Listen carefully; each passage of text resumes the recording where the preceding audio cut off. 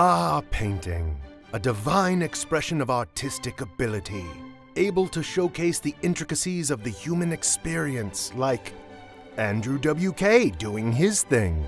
Painting can also just be a bunch of bullshit shapes. This painting says that even if you spill coffee on a piece, you can still sell it. This painting here is just for dads. And this painting is for people who like foot stuff. This piece dares to ask, what if Bratz dolls was shrooms? Are you kidding me? This one's an art piece? Oh, okay, I guess it just fell. This art is geese. Okay.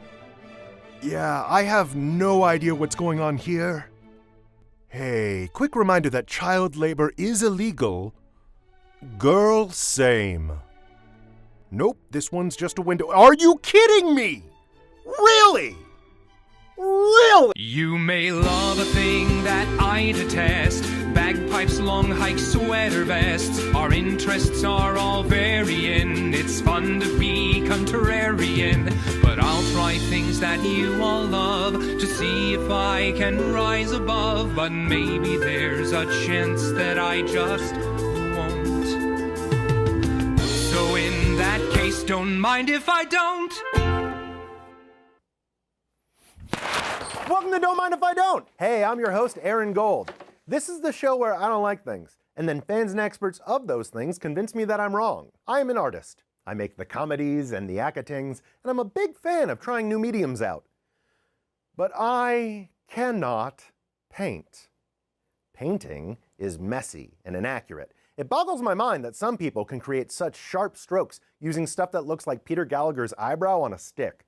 I feel like I never know how much paint to load up, but it's always either too little or too globby. So seeing other people do precise work sets off that part of my brain that tells me I suck. I fully admit that painting takes talent, but the artists that just paint squares and call that art drive me insane. Just because you were the person to market those squares doesn't make you a genius, Mark Rothko. Art should make you feel something, sure, but not really. That counts as brilliant. I can't wrap my head around drawing a blue square next to a white square and going, anxiety! I also need to stress that I like most artistic reinterpretations of things. But Christ alive, I don't need to see another bowl of fruit. If you have the ability to paint things realistically, why choose a banana and some grapes? Make something we've never seen before. Do a mermaid fighting Bigfoot, or robots fighting ghosts, or dolphins fighting UFOs. Okay, so Keith Haring gets it. Just have some fun with it is what I'm saying. I cannot tell the difference between most classic painters. I mean, how many old people riding horses do you really need to see? With classic painting, it feels like your only options are flowers or just the flattest asses. And it takes a special level of ability to make orgies look boring. Jackson Pollock, he's famous for splattering certain colors in certain ways. And you know what? Fine. That's sometimes cool. But the people who go balls deep into, ooh, what he meant to say by using warm colors is that life is a process of learning and growing, and just shut the hell up! Sometimes a thing is blue just because it's fucking blue! Also, painting's messy. I don't like getting messy. That's how COVID spreads. Everything on this show gets rated on a scale of 0, my ambivalence, to -10, my blood-curdling hatred. Painting clocks in at a -4. Of all the visual arts, none feel more up its own ass than painting. There's this movie called La Belle Noiseuse. It is 3.5 hours of some old creep trying to paint a naked woman just right to the point of it tearing apart 2 relationships. It is much more boring than it sounds, and that is the future painters want. However, this is Don't Mind If I Don't. So I have no choice but to see if I can learn to enjoy painting. Joining me today, as always, is artist, journalist, photographer, and painter, Christine Stoddard. Christine, how's it going?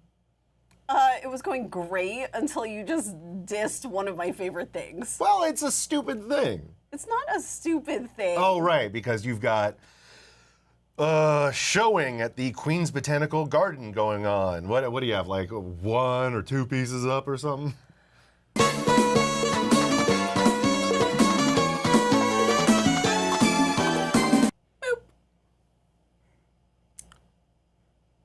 Ow.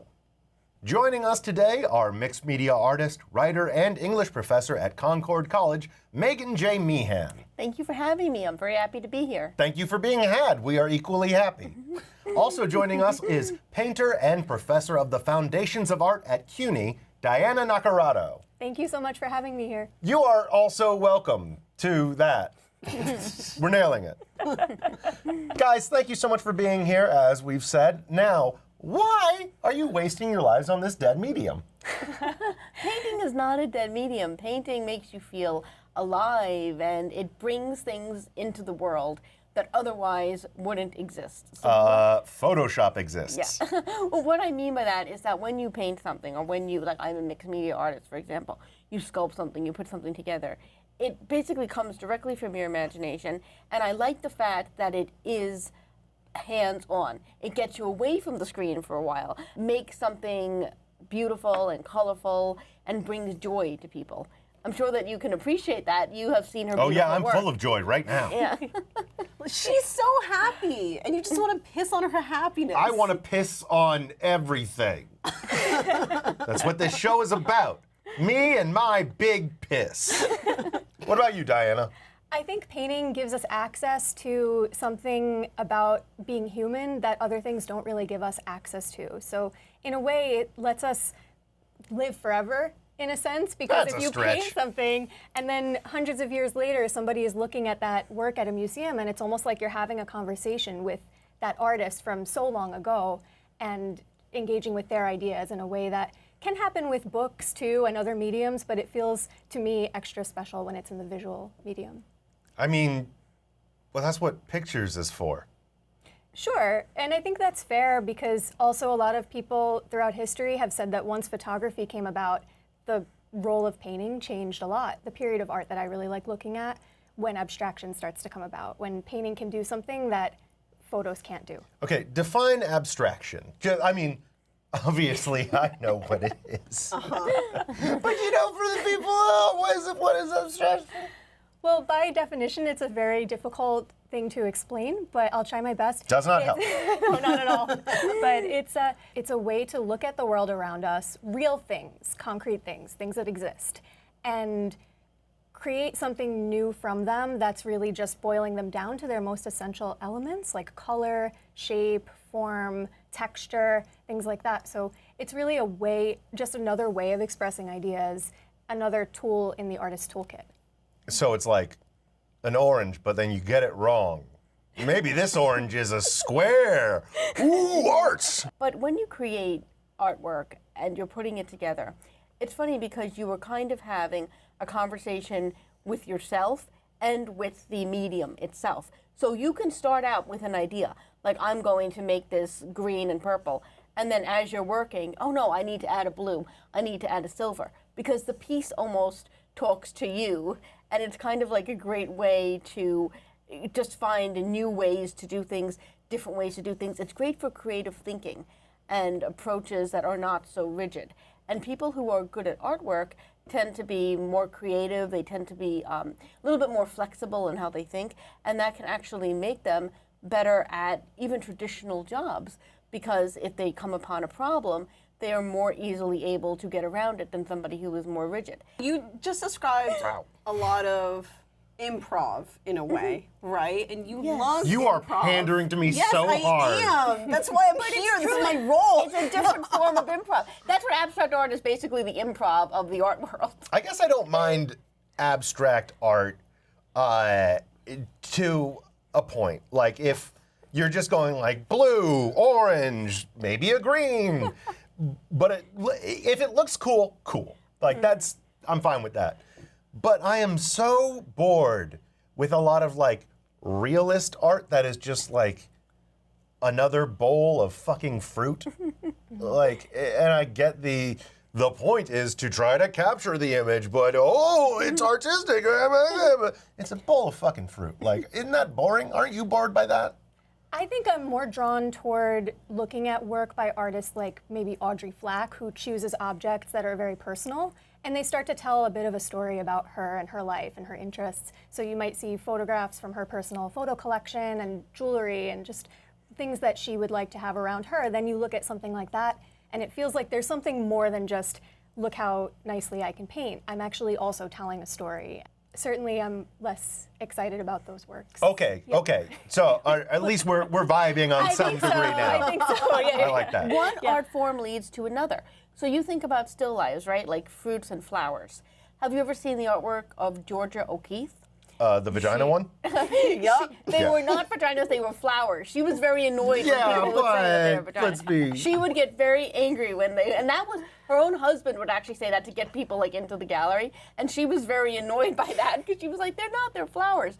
Because But if I'm sorry, if you tell him they're flower paintings, he yeah, doesn't know what So, you're talking in about. a way, this is the way to get him interested in it. If they're It works. both, that's artistic. That I can appreciate. If something like, is it this or is it this? Ooh, Well, that's the thing like about that's abstract cool. art. But It's different for everybody that looks at it. How do you teach still life drawing and painting to your students in foundations?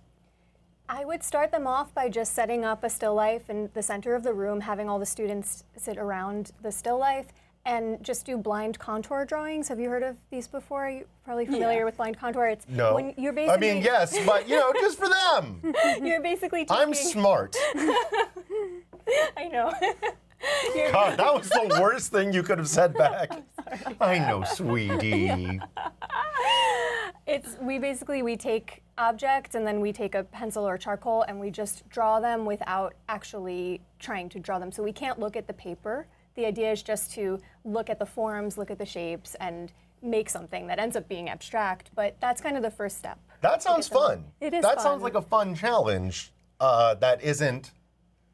Let me draw another white person on a horse, which Exactly. I feel like is the majority of paintings. Yeah. Are there classic painters that you find that are just overrated? Call them out. Let's call them out. Think about this. Bonus points if they're still alive.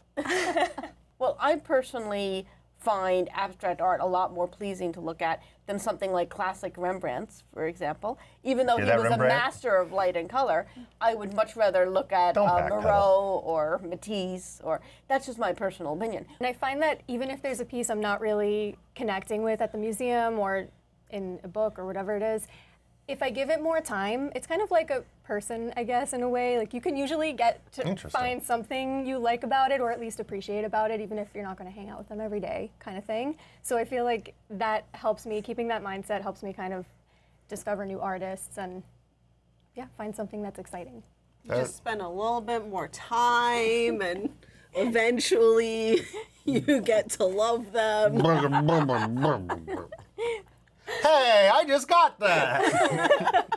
So with the painting exercises, with contour drawing, for instance, do you put fruit and flowers there as the still life subjects? Typically I do at the beginning, and then as the semester goes along and I start to get to know the students and see what they're interested in, I'll have them bring in their own objects or start to look out into the real world outside of this little constructed environment that we make in the classroom. So they might do views from their window at home, and you get all these really interesting stories. Even if the skill is still being built, I just want to see that they're looking critically at the world. There were other artists that also played with shapes, like Kandinsky, for example. I don't know if you've seen his work.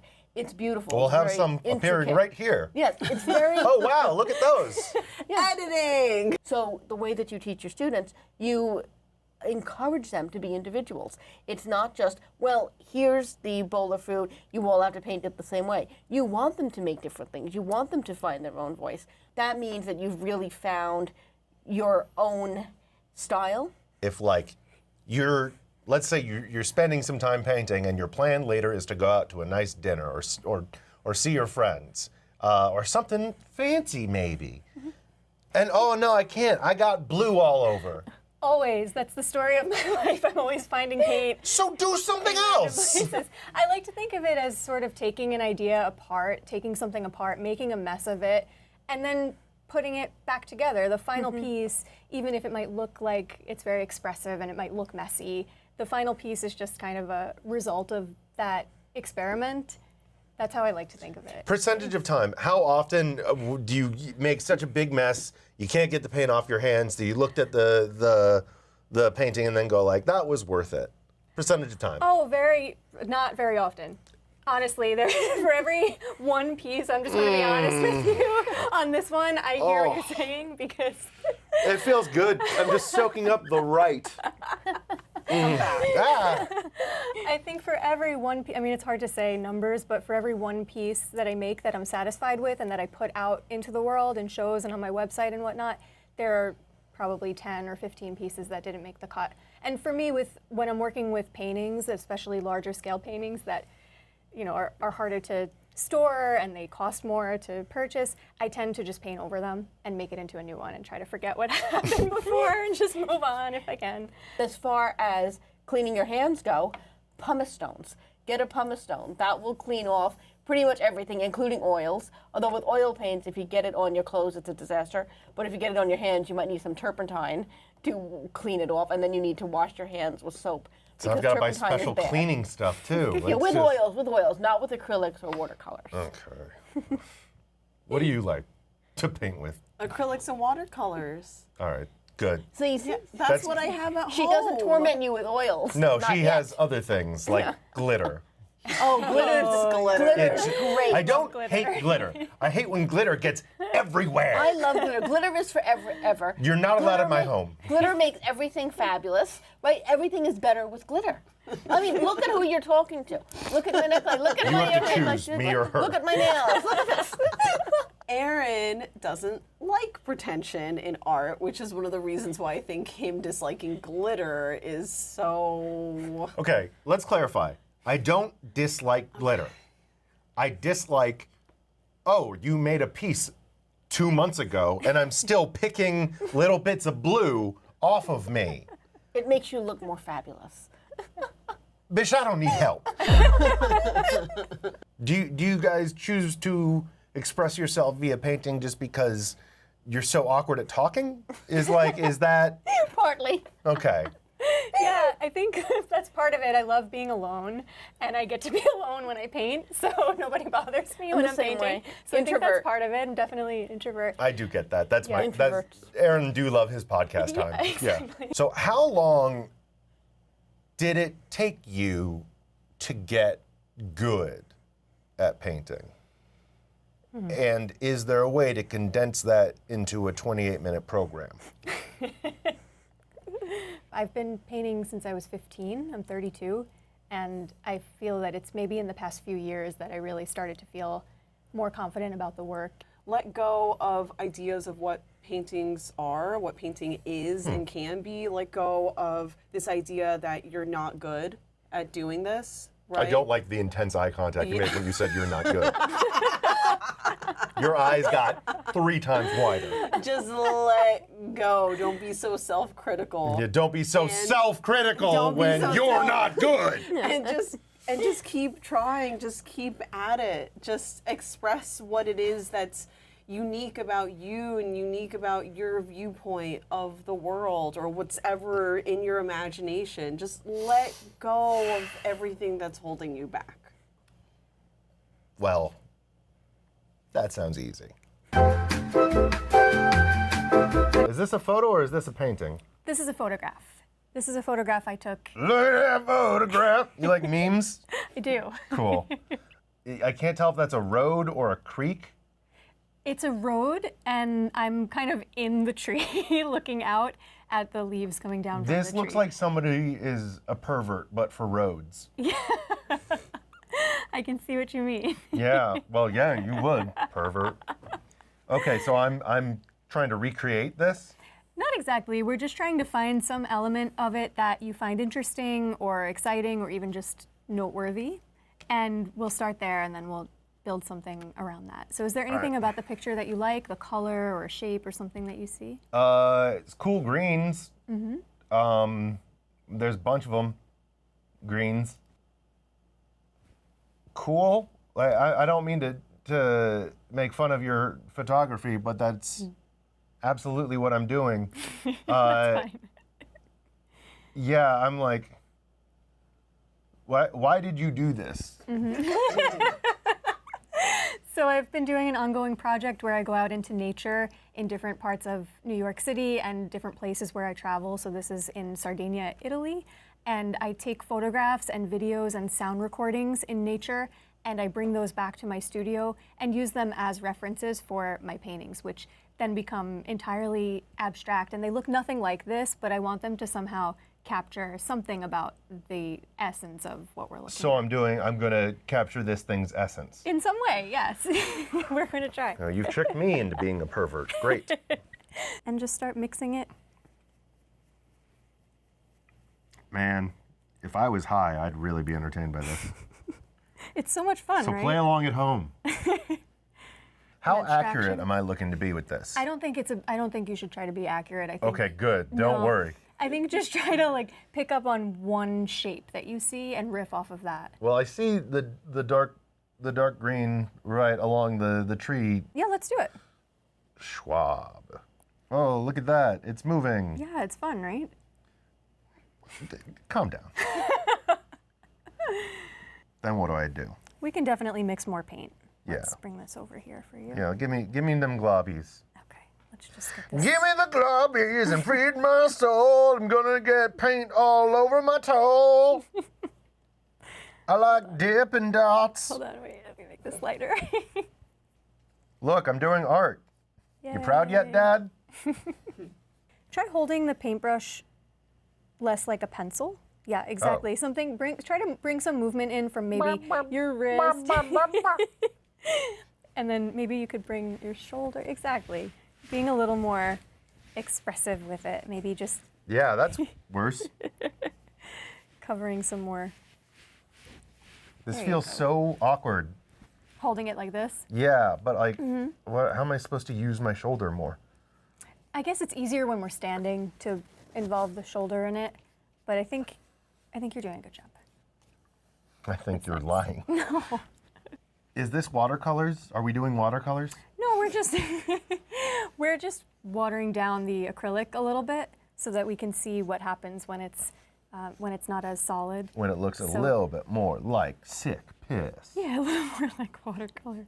And then you can even experiment with taking some away. I know we just put all of this paint down, but you can see what happens if you take a little piece of paper towel and start to dab it, maybe bring it around and see what happens.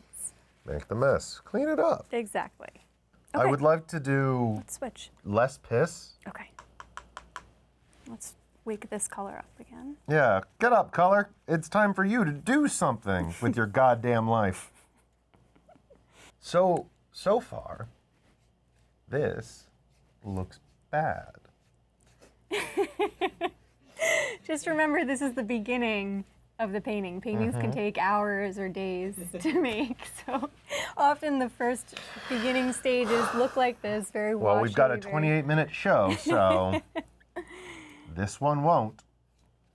What technique am I doing here? What is this called? You are painting wet on wet. So, sorry, I don't know how else to say it. So just wet paintbrush into the wet canvas. I feel like this doesn't look very good. And that's a long pause she just took.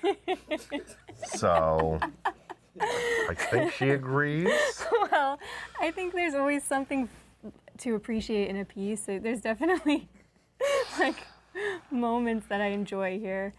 It feels like the beginning of a painting, though. It feels like you just started it and it's not finished yet.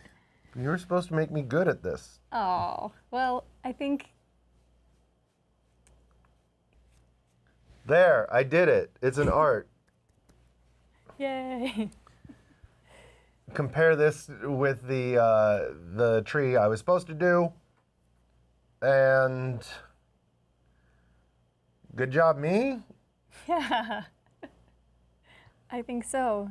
We tried different colors, we mixed some colors, we tried different techniques. What did we accomplish here? Do you think it's finished? I don't think it needs. I think this segment is. Here, I did art, and that's reality. I didn't do great. Well, since that last one was a bust, we are going to try something new. I'm going to just do a complete forgery of someone who has no right being a famous artist. Mark Rothko, I'm calling your ass out. We are going to do this painting because it's essentially nothing. And I'm going to copy it and get a new career as a forgery artist. Well, the first thing is that we're not using acrylics this time. Given the abysmal failure of the last art project, Ow. I think it's better to start with watercolors. But you will like watercolors because they are not as messy. Hey! So the first thing you do, you dip the brush into the water, and then you dip it into the yellow right here. Okay. And just swoosh it around. Swish, swish, swish is rush. I'm taking a bath. And now, if you look at the painting by Rothko, there's this yellow square at the top. So you want to make a yellow square. Where does he come up with this? Good, just keep going. And it doesn't matter if it runs, that will be disguised later. It doesn't matter to you. This isn't your easel. And you see the way that the more color you pick up, and as you put it on the canvas, it kind of automatically makes different shades. That's what a lot of people love about watercolors. Yeah, it's unpredictable. Like me, I could do anything right now, but I won't. I'm doing a bullshit square. I'm gonna break this. You're not, you're fine. You have to have more confidence. You're making a beautiful piece I of art. will break this. Once you master this, then you can start to add your own flair to it if you want. Yeah, maybe make it interesting. Oh, God. What was that? It's coming along. Jeez, boy, I don't know how to unpack that. Oh, no! Get out of there. You can always cover the yellow again. That's true. Fuck it. So now you're showing how something you didn't initially like, you're making your own through the painting process. Yeah, I'm showing how it can be better and good. So you see, you're proud of yourself. You're proud of your work. I'm proud of sticking it to that fucking hack. So we've accomplished something here today. You are a good teacher. You can take the smaller brush. Don't help me. that. I can do this. I'm a painting master. Look at me. I'm the Mark Rothko now. You remember that from Shrek? And that's one of the really wonderful things about art. Even if you don't make a masterpiece, if you have fun painting, if you enjoy yourself, then it's worth it. That was very sweet. I don't... Why did that get a laugh? That was a genuine emotion. Fuck all of you. I'm allowed to be affected. God damn it, I'm a person. Now, did you want to try to make it look exactly like Rothko? Yeah, I want to prove how bullshit he was. Okay, so what you do, you take the paper, and you just dab, dab, dab, and basically erase the orange. Look And at then that. you can add some yellow if you want. So I did. I'm doing a Mark Rothko, everybody. Look at how close they are. Yeah, It's amazing. that's the same thing. So it's amazing. You're successful. I did it. Are you proud of yourself? Do you Yeah, feel- I feel like a happy little tree. Excellent. Yeah, And remember, even if it doesn't look exactly like the original, which it does. in painting, there are no mistakes, only happy accidents. Yeah, and people gaming the system, which I don't mind ripping off rich people because they've had their turn. Hey, Bob Ross, what did you learn today? I learned that my name's Aaron Gold and we're not role playing right now. Okay, well, so tell me all about painting. Well, sometimes it's good and precise and weird, and sometimes it's just shapes and it doesn't matter. That's upside down. It doesn't matter. Turn it the right way. Okay, look. Boom! Now Good. it's a Mark Rothko. Yeah, who's We did it. dead? He famously committed suicide. Good. Okay, and this one, is that also upside down? That actually does not look bad that way. Okay, so how do you rank painting now? Well, if painting started as a -4, painting now clocks in at 0. I am ambivalent to painting. Sometimes it's done well, sometimes it can just be bullshit and sells for thousands of dollars. Nothing matters. Buy gold, bury it in your backyard. Who cares? Okay, let's cheers to that. Well, for Christine Stoddard and everyone here at Don't Mind If I Don't, I'm Aaron Gold saying, do your don'ts. Tink. Tink. Oh, well, no, this is paint water. Well, then why'd you let me cheers okay, it? I Let me drink it. wasn't paying I just attention. want to sip. Okay. How much would you pay for this? It's priceless. Tell me in dollars. Oh no. Yes. In dollars for a painting on paper that size, it's so hard to say. Quit dodging the question. $1 million? Okay, now you're just lying.